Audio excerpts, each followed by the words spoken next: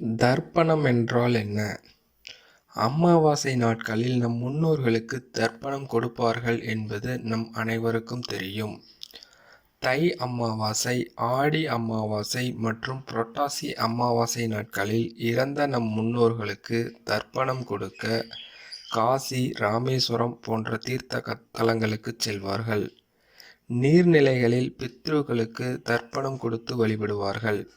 பித்ருக்களை வழிபடுவதால் பித்ருக்கள் தோஷம், சாபம் போன்றவை நீங்கி அவர்களின் ஆசி கிடைக்கும். தர்ப்பணம் என்றால் திருப்தி செய்வது என்று அர்த்தமாகும். எனவே இறந்த நம் முன்னோர்கள் பூமிக்கு வரும் காலத்தில் இறந்தவர்களுக்கு நீர் அல்லது உணவு அளித்து அவர்களை திருப்தி அடைய செய்வதாகும்.